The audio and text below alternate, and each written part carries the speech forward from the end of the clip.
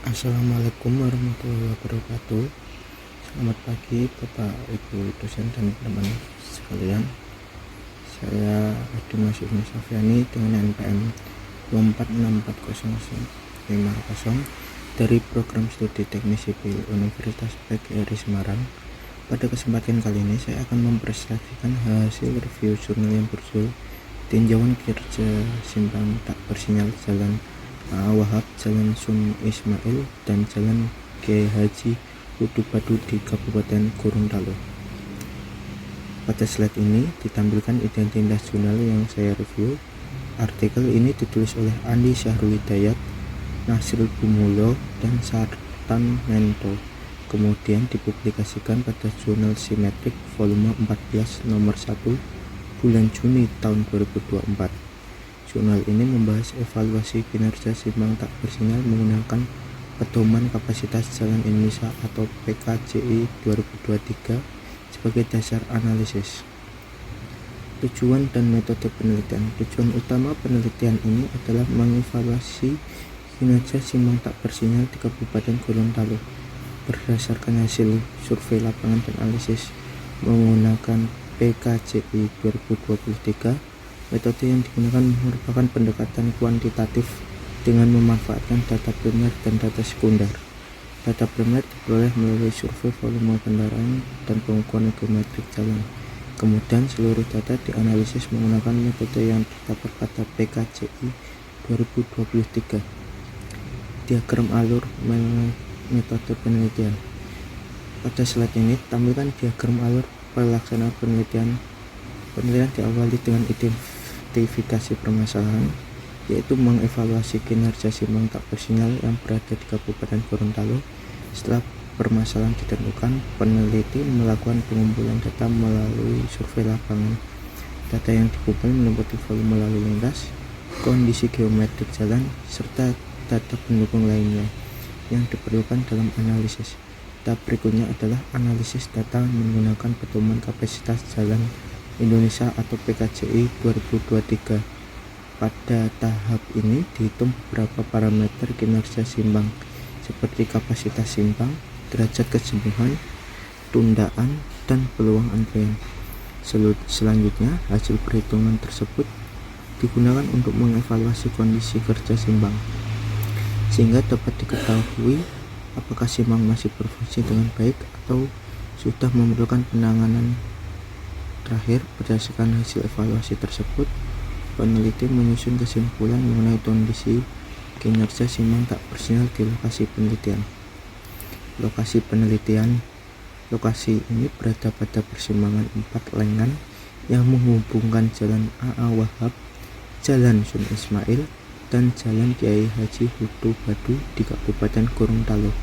Survei dilaksanakan pada 16 November 2023 dengan durasi pengamatan selama 9 jam, mulai dari pukul 06 hingga 18.00 waktu Indonesia bagian tengah. Pengamatan dilakukan pada 3 periode, yaitu puncak pagi, jam puncak siang, dan sore hari, sehingga kondisi lalu lintas dapat diwakili dengan baik. Hasil penelitian. Berdasarkan hasil survei, diketahui bahwa jam puncak lalu lintas terjadi pada pukul 17.00 hingga 18.00 waktu Indonesia bagian tengah. Komposisi kendaraan didominasi oleh sepeda motor sebesar 80,29%. Kemudian mobil penumpang sebesar 18,51%, sedangkan kendaraan sedang hanya sebesar 1,20%. Data tersebut menunjukkan bahwa aktivitas lalu lintas di lokasi penelitian didominasi oleh kendaraan roda 2. Hasil kinerja simpang. Selanjutnya, hasil analisis kinerja simpang yang diperoleh sebesar 3.605,73 SMP per jam.